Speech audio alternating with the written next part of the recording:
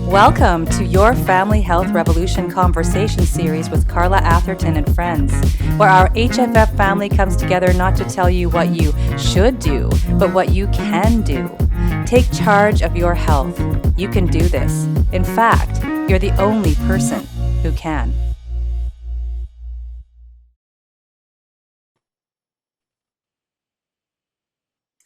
Hi, this is Carla Atherton, Director of the Healthy Family Formula and host and producer of the Children's Health Summit. Now switching over to a conversation series, and I want to call them conversations because summits, it's not quite the right word for us anymore. And it's no longer the Children's Health Summit. We're more focusing on the family as a whole, as well as the individual, but how we all connect and intersect, not just as children, but adults and adults as well. So again, this is your Family Health Revolution conversation series, and I am here with Susan Engel for our next conversation. And in this conversation, we are talking about aging with vitality and an empowered mind, body, and spirit. So before I give up the mic and let Susan have some join in the conversation, I am going to introduce her. So Susan Engel is just before I read her bio, I just want you to know that she is a graduate of the HFF Academy. So she's actually officially an HFF Holistic Family Health Coach is what we used to call ourselves. But now I add that title of a health empowerment coach as well to all the coaches that have gone through my program. And it was just such a pleasure to do that work with Susan and have her come through the program. And now she is offering more of her services to the world in an expanded, different way than she has been for all these years already in the education system and in her family and in her community. So, Susan, welcome, and I'm going to read your bio and then we can get rolling on the topic at hand. All right, so Susan Engel completed the HFF Health Empowerment Coach program in 2020. Can't believe it was that long ago too, actually. The timing was perfect in her life as she was transitioning out of her 37 years of teaching students with learning differences while the world experienced a pandemic. She's a lifelong learner, and entering the world of wellness empowerment was the perfect fit for her. She has used her knowledge to enhance the wellness of herself, her family, and her friends. She's interested in empowering others to reach their peak wellness physically, mentally, and spiritually. She has taken a keen interest and furthered her studies in aging with vitality as she enters that phase of her life and is excited to be launching her program, Aging with Vitality, through the HFF this fall. It is her mission to break down misconceptions and feelings of powerlessness in the aging process. Each chapter of our lives can be lived with health, happiness, and vitality. So welcome, Susan. Thank you, Carla. All right. So, okay, to get us started, we did get a little bit of an idea in your bio there about why you're interested in this particular topic. And so let's just jump in. My first thing I really wanted to talk to you about is let's just like unpack what we're talking about with like when we talk about aging, and maybe start with our current view of aging, which is actually exactly where you start in your program when you're going to be teaching it this fall. Yes, currently, our society as a whole sees aging as a negative stage of our life. Sure We see does. it as something to dread, something we're not looking forward to. From the time we enter from our 20s on, we hear things like, don't just wait till you hit 30, wait till you hit 40, see what happens, your body's going to start to fall apart. And we build up these expectations in our minds that as we age, we're going to decline and lose our vitality and our attractiveness and our health. And it's sort of a conception we get in our brains. And I think what we have to do is look at aging in a different way and challenge that theory. Like, it doesn't have to be like that. We don't have to sit around in our 40s talking about what nursing home we're going to enter. Because if we have the view that we're not going to be entering a nursing home because we're going to be active and healthy and vital, we don't have to go that direction. And I think a lot of us, as we age as society expects us to age, because we've told this our whole life. And our viewpoint from young children up is that we see aging as decline and something to dread, whereas it doesn't have to be that way. Like if we focus on a health span versus a lifespan, we don't necessarily want to live a long life if we're not healthy. We're focusing on living a long life in the healthiest way we can. So we're trying to expand our health span. So I think you can welcome aging if you address your health span. And that starts from the time you're a young child, from an infant, from before you're an infant. So it's the whole cycle of life. The healthier you are at every stage of your life, the healthier you'll be as an aging adult. And at any point we can step in and be proactive and do things, but now's the time to start addressing aging with vitality, whether you're 20, 30, 40, 60, 80, now is the time, because what we do now is going to count in the next years. Tell me about it. So I mean, challenging attitudes. And I think yes. age is mostly a mindset. Mhm. You know, they say age is mind over matter. If you don't mind, it doesn't matter. And so we should be looking at, it's not a number we are, it's our, how are we, you know, chronologically, it's how are we health-wise? You know, what age are our bodies? Because we all know old 40-year-olds and we know young 70-year-olds. So I think a lot of it's really up here is how you think and how you address life. And are you succumbing to every ache and pain, or are you addressing health challenges and saying, how can I prevent this? How can I deal with this? So it's mainly attitude with habits, instilling good lifetime habits. And, you know, the more I studied this, the more I realized that it's not so much you're doing a lot of different things at this age to be healthy. It's the same things you should be doing your whole life, you know, by addressing your diet, your movement, your spiritual health, your mental health.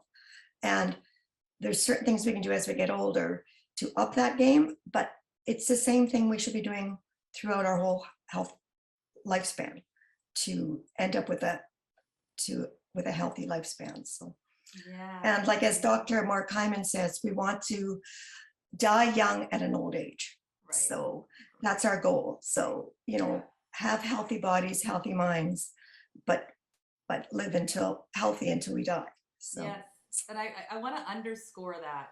You know, die old at a young age. Let's underscore that. And die young at an old age. Oh, sorry. Okay, yeah. Okay, let's not underscore the other. And I also want to underscore life, a health span, because again, like in the medical model, we're always like, you know, live at all costs. You know, even though you're half mast and you're, you know, we actually don't even need to choose one or the other.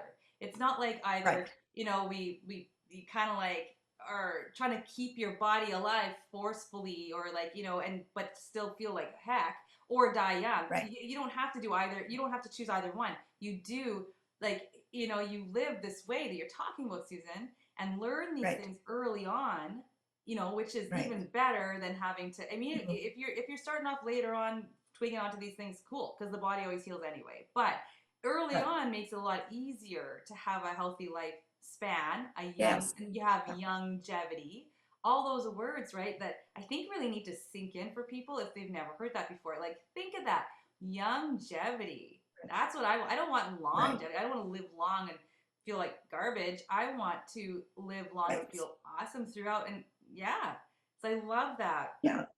I, for one, Susan, I'm not planning a nursing home. Like, I'm not picking out where I'm going to be living. Right. I'm Absolutely. living That's right here, right? absolutely. And that's possible. And, you know, you can address that now. How can I stay strong now? Yeah. Like, how can I build, you know, we all know that we lose muscle as we age. It's part of the natural aging cycle. However, now is the time to pick up those weights. Now is the time to build some lean muscle mass, because we do know we're going to lose it. Each decade, there's a certain percentage of muscle mass you will lose, but it's never too late to build muscle as well.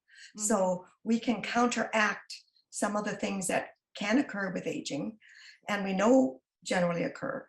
but it doesn't have to be our reality. We can create our reality of what our old age is going to look like, what our senior years are going to look like. And how And about we look at that as not a decline, because we use that word a lot, right? Like a decline right, in your health or physicality or your mental, right, like maybe we should right, look at that as a change, because your right, strengths right, change, and you're not the one in the tribe or in your family lifting all right, the logs and building the houses anymore, but you are that person saying, I know how to build that. I've experienced right, this. I can help in this way. This is my role now in this family. Or right. yeah, Yeah, all that changes, but it doesn't mean it's a right. decline or we're That's failing. true. Right. We're Yeah. using our built wisdom and knowledge and applying our skills in different ways, perhaps. And Yes. also knowing ourselves, like listening to those cues our body gives us and paying more attention. Perhaps in your 40s, you pushed through everything and you went through this cycle of, you know, chronic tiredness or Yeah. aches and pains, and you just push yourself because that's your reality at that time. At this age, we most of us have the gift of time where we can say, hey, I woke up with a stiff neck or a stiff back this morning. What can I do about that? I can do some Mhm. stretches, I can do some yoga, I can really eat a healthful diet today, I can get out and go for a nice relaxing walk. I can listen, I can meditate, I can listen to some gentle music. We can find ways of addressing things, rather than, listening to those little whispers we get. And with the gift of time, as you get older, most of us have a little additional time as we're not doing as many child rearing tasks or working as much, many of us. Um, that's our time to do more self-care. And I think by listening to those tiny whispers, we can prevent this screaming of our bodies that sometimes people encounter in their latter years. So, Yeah. um, and I kind of had an epiphany the other day. I was thinking, we go through life cycles. It's well known. It's established. We all go through them, and yet aging is the one we all scream, shout, cry, detest. We don't look at adolescence and say, oh, how do I stop this? How do I prevent my body from changing? Like I'm going to take a bunch of hormones so I don't turn into an adolescent. Like we don't do that. But as we get older, it's this society is saying, stop the gray hairs, stop the signs of aging, halt this. Mm. Like perhaps we can enhance our appearance, perhaps we can enhance our health, but we are going to change. We're going to evolve.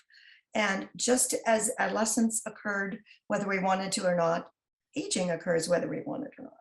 But how we handle that can make a huge difference, And I think in also it goes right back to what we talked about, like the current view of aging. Like it's because of how with the negative connotations we have on aging. So anything that changes in our bodies is a sign that we are going down that aging road. And it's like, well, are we delusional right, to think that we're not aging? Like we age from the moment we're right. born. So That's right. what's new here? What's the big Yeah, problem? And so it's like right, there's so much ageism and right. like Yeah, just and that's not just like, oh, that old lady cut me off, she must not be paying right, attention, she's a bad driver, she's old, like things like that. right. Then that's very pervasive in our environment for sure, in our culture. Yeah, But also right, like this fear of death, I think really right, is because as yeah, we show right. these signs of what we're Mhm. choosing to say is change rather than decline, that's the sign Right, that we're moving toward this end, without really just like enjoying the process and not having this right, hyper focus on death, right. and like and silencing Yeah, those processes, because as a right, culture we really don't do well with death, and like some cultures do and some right, don't, right? right, right. Yeah.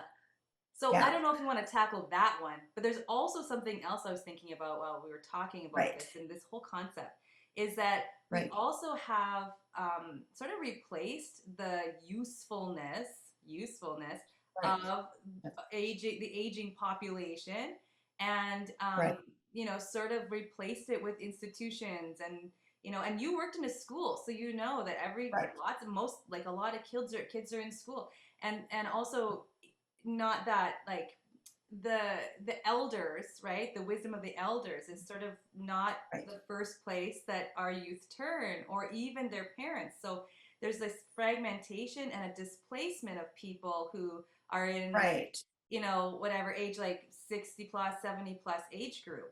Yeah. Right.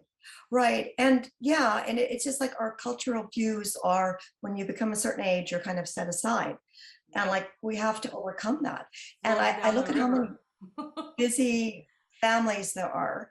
If they had that system in which to incorporate Mm, grandparents into their lives to be there to help in the child rearing and support system, and like how much less stress there are on daily lives and daily tasks. And you've got a network of people that you can say, hey, I'm running late today, can you go yeah. pick up uh, Rebecca from daycare, or can you watch the kids after school today? And like I didn't have that support network. I lived Mm, far apart from my parents mm, and in-laws, and so 100% of parenting was on myself and my husband, and mostly myself because my husband commuted and worked out of town, and I chose to work part-time so I could still be what I felt I needed to be as a parent.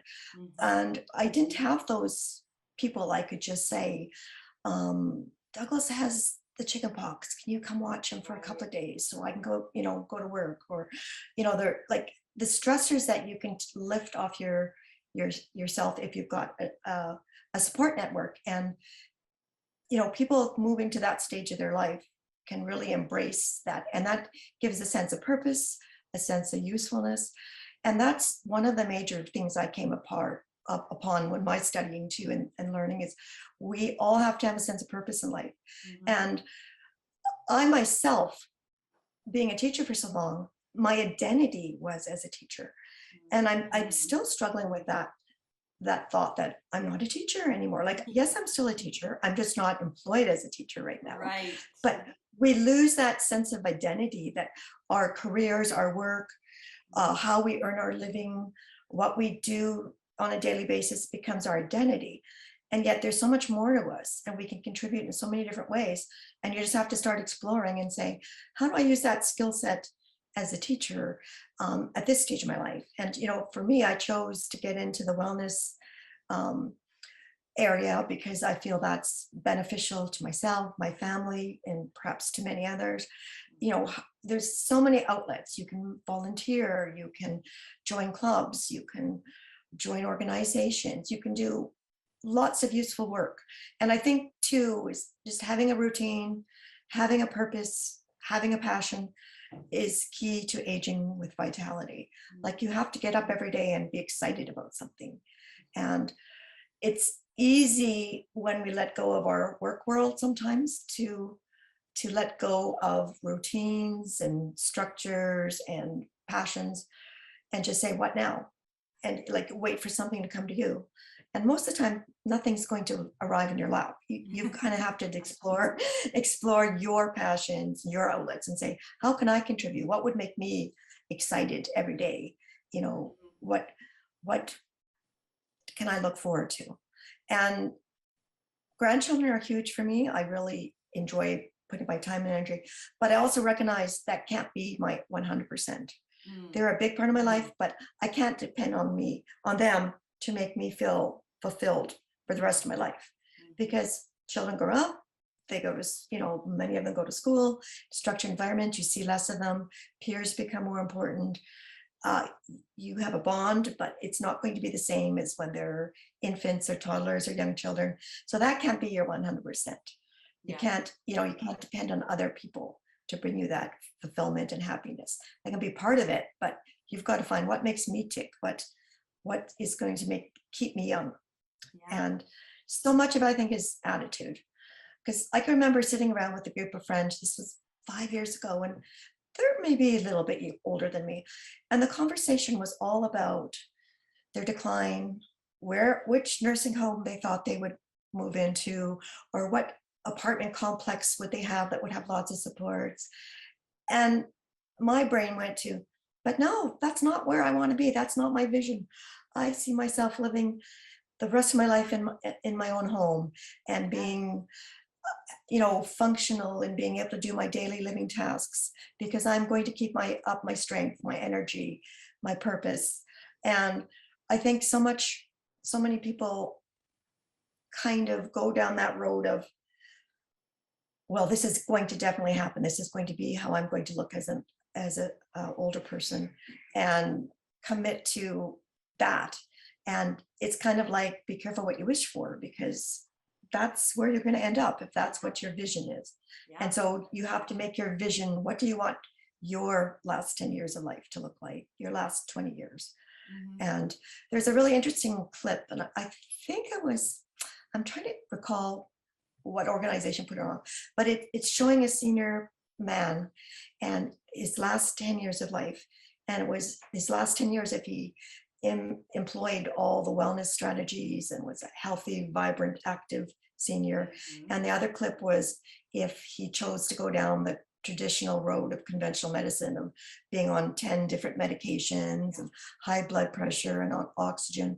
And it showed these clips, and it's sort of like, it is a choice to a good extent. Like, Mm-hmm. some people have health issues they can't control perhaps, but many of us have that power and ability to choose what path we go down.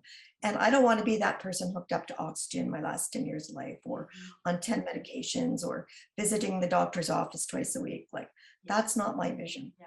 Like, I want to be active. I want to be in my community. I want to get outside and walk every day. I want to learn. I want to read, So I think you have to set that path. And that path starts when you're 20, when you're 30, when you're 40. You don't wake up and say, this is the senior I want to be. I think you're creating that senior your whole life. Yeah. And so, Yeah. like, by embracing wellness practices, be that senior you want to be, full of life and vigor Yeah. and passion. It's as you're talking, I was noticing the language, and I even want to take, like, it's so powerful, like what you're saying here, Susan, and just so true and highly relevant to Yeah. every stage of life, even those, like, how what we teach our children as babies, and or grandchildren, right, and passing that on in your legacy so that they have those long lives, and long and Right. healthy lives, longevity. But one thing Yeah. you were saying something about having a sense of identity and purpose, something to wake up for. And you know what I would take Mhm. out of that sentence would be sense of, like, having Mhm. purpose, exploring your identity, Right. rather than, because sometimes, like, we need to start getting there with that step of, I want to feel purposeful, but then instead of filling that up, because this is what we've done in our society where we're so hell bent on being productive and not just being Right. ourselves, that we lose that Right. purpose and identity. So then we're trying to scramble later in life to find it and fill up our days with something, like, it's almost like busy work. Right. So it's like that Right. lifelong. So alongside that lifelong taking care of your physical body, and we'll go through some of those things in a bit, because I want to know what you think about, like, how Right. to keep yourself young and healthy. But Mhm. not young, because we're okay with aging. I don't know what the word is for that, but healthy. Okay, so throughout your lifespan. Vital. Yeah. But there's also that Mhm. element of, like, from the get go, or even if you're feeling like you're sort of lost now, whatever stage of life you're in, of being, kind of like pushing aside all those shoulds and the productivity and all that identity and everybody. I'm only important if I'm a teacher. I'm only important if I am a mother. Right. I'm only important if I'm working all the time, or if I'm always productive. What do I actually want to do? And once you Yeah. figure that out, once you actually allow that to come to the Right. surface and you explore that, you're just by default productive because you can't help it.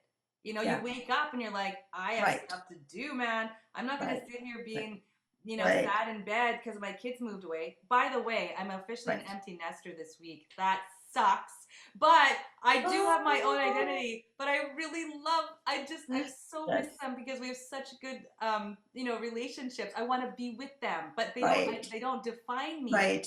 But I want to be with them. But that's another Yeah. story. I totally get that. I totally get that. Yeah. And it's just a new reality that yeah, and relationships will change too, Yes. and evolve and develop and yeah, and yeah, I that makes a lot of sense. And I think it's what fills you. And Yeah. it doesn't have to be what you think is, important and what other people value is important. It's what fills you. And for me too, just going for a walk in nature and Mhm. not even the mornings where I can just have a cup of coffee on my deck and just pause and just Just think be. and look at the birds, look at the trees, and just pause. Like I find value in that.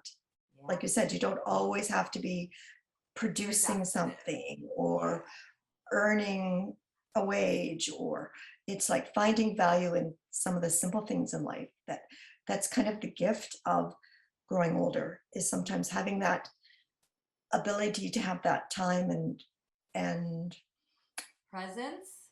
yes, Is I'm that? I'm just I'm just trying to express how, so the stage of life where you just have a different appreciation for everything. Yeah. And like, that term, smell the roses, stop and smell the Mhm. roses. Like you do find Mhm. yourself doing that because you have the time to. You don't have a deadline, perhaps, of when you're out for your walk, you've got 20 minutes before you've got to get on your Zoom meeting, or you got to do this, or you got to do that.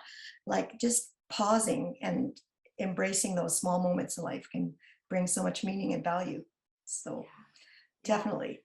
I'll Mhm. tell you though, I actually I think we can also cultivate that earlier. I think a lot of people that retire or their kids move away or all that stuff, and they have this time to do that. I think you can also carve that along the way too, right? So Right, that this transition isn't right, so, we have all the like these transitions all through right, life, but so that one isn't right, so maybe for some people really, really life altering, and that's okay too. But right. like so it just makes me think too about my grandma, and you know my family, Susan, Yes. and I used to like I contemplated a lot of this stuff as she was moved into a home, and Right. I fought pretty fiercely, for I was a very fierce advocate for her well-being, and that maybe was something outside of decisions that were being made, and sometimes it was outside of those conventional things and institutions, and seeing how with this dependence that some of us really feel like we can't do anything about, and that sometimes it's really difficult. Like it's not that easy just to just go, hey, I'm not going to do this and I'm going to move No. grandma into my house. Like that's Right. a major life change that we Right. weren't really grown up we didn't grow up thinking about doing. But seeing this Right. in her, I think the hardest thing for her as she aged, and I know I'm talking about her, like, but I'm not going to identify who she was, but her personal life. Mhm. But I think the biggest issue was that she lost purpose. And she didn't have a Right. role in the family anymore because she no longer had the central home that people would come to. She no longer made the plans for everybody to get together. She was no longer Right. like a touchstone. She wasn't someone that people came to ask for advice, but they came to visit her so that she wouldn't be lonely. So then she started to feel like a burden Right. on the family. And so that's what I see as true Right. tragedy, and her value as a human being. She didn't even see that anymore because she wasn't doing the things that she wanted or liked to do anymore. And so Right. this is Right. why like purpose and living purpose is so important, Right. because instead of giving busy Right. work to her, like, here, fold this just because I want to keep you busy, it's more Mhm. like that's because it's Mhm. helping me. And hold the baby just so that you feel Right. better. No, hold the baby because I got stuff to do. I need you, Right. right? So if Right. we, Feeling that value and purpose. Yeah. yeah, and not in a false way, in like truly, people, we are all Right. very valuable to our societies and families all the way through life. It's just how we stop seeing that. Like Gentara and I were talking this morning. She used the word remembering, and I've heard that. I've been using that word for like weeks now. Remembering, putting Mhm. together, or like, oh yes, this is. I have to remember this. I haven't lost it. I just forgot. Mhm. I didn't lose my Right. purpose. It changed, Right. right? Yeah, Right. yeah. Yeah. Yeah. That's all vital. I Fun. know. Okay. So now I just like went woo. Mhm. Okay, so okay, I've got some Yeah. thoughts here. So I want to pick your brain a little on a Mhm. couple of things here.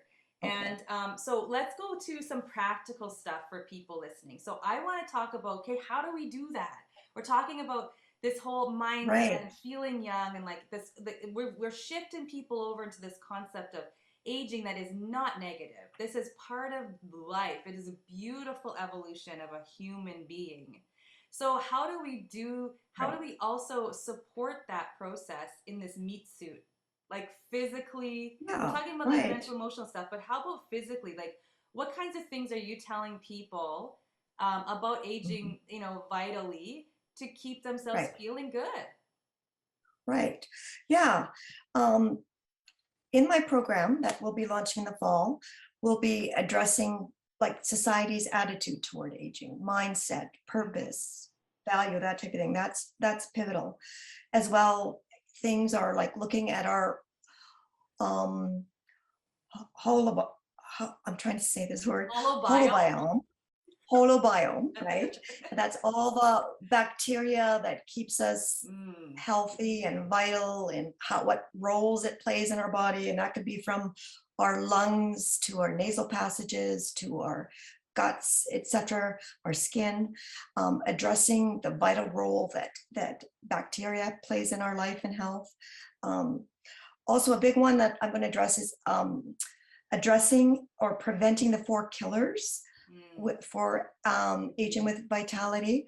As we age, there's certain degenerative diseases that have more of a tendency to come out in our older age, as heart disease, cancer, diabetes, brain disorders.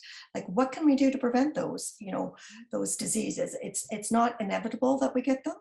Mm-hmm. It's more likely, but it's not inevitable. So, what can we do to prevent those things?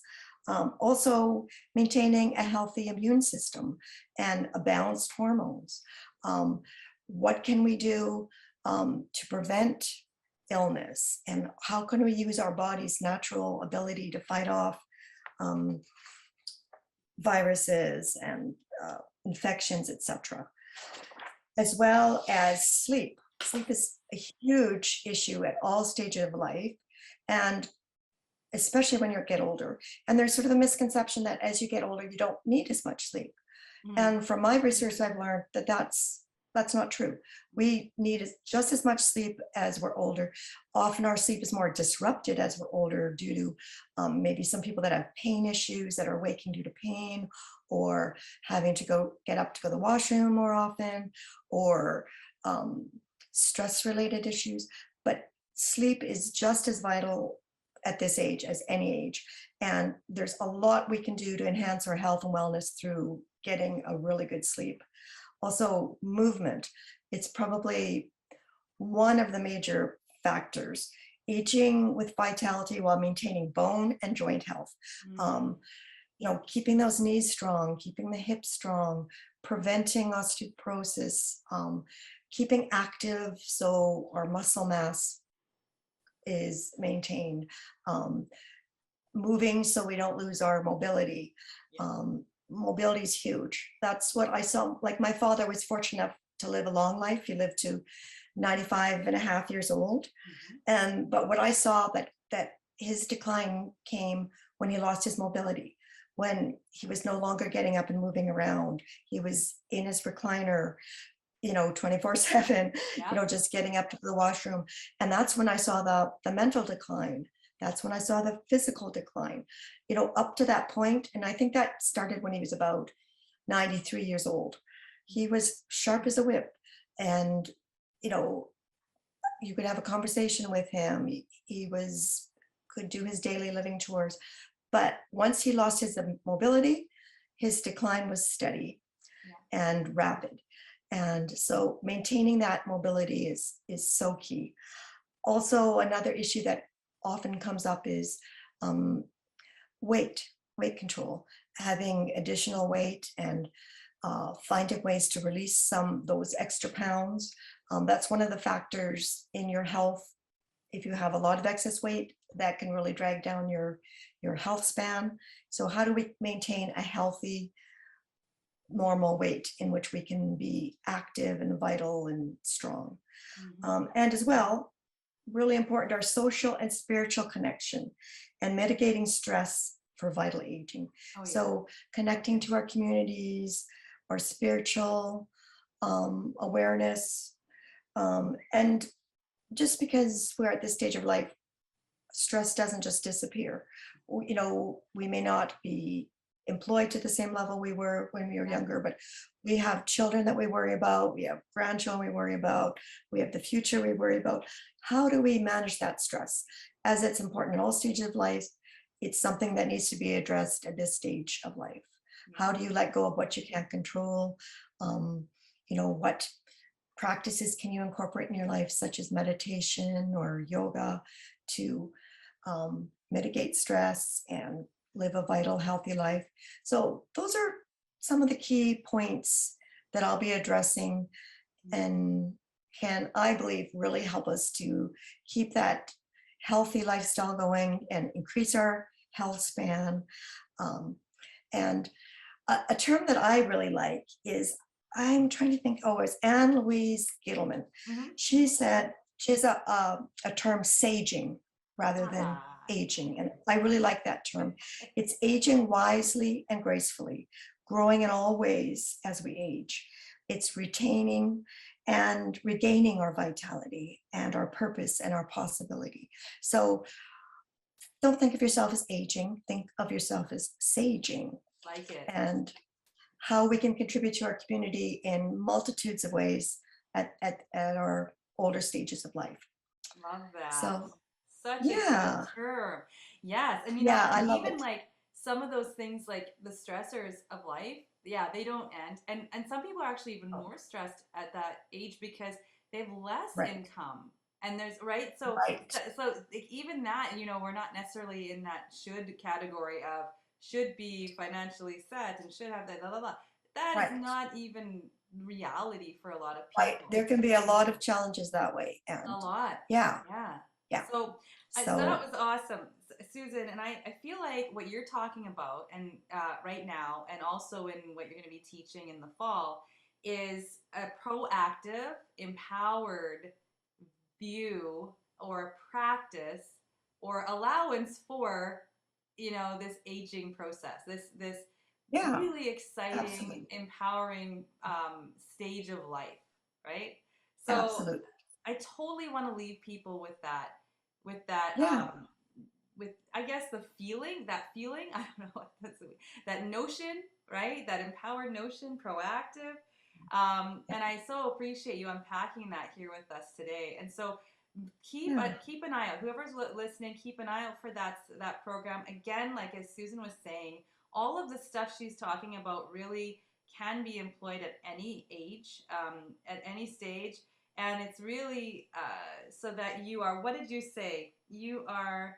Um, oh, how we're building our life. I like how you said that. So right, like so all throughout, this is how we're building our life, yeah. and we all have control of that. Is there any final words that you'd like to say? But before I ask you that, I just want to say that Susan is the most thorough researcher, like one of the most thorough researchers I've ever met. So hang on to your Um, hats because she is a stellar educator and leader. So thanks, Susan, for well, putting all thanks, this Carla. together.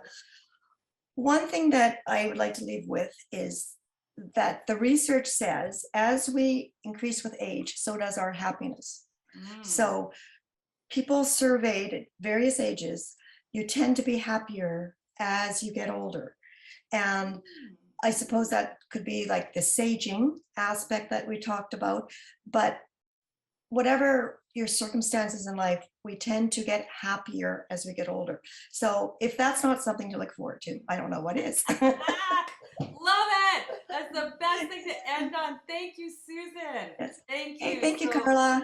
It thank was you for great being talking with with you us. today. Have a great rest of your day. Namaste, my friend. Great. Thanks. You too.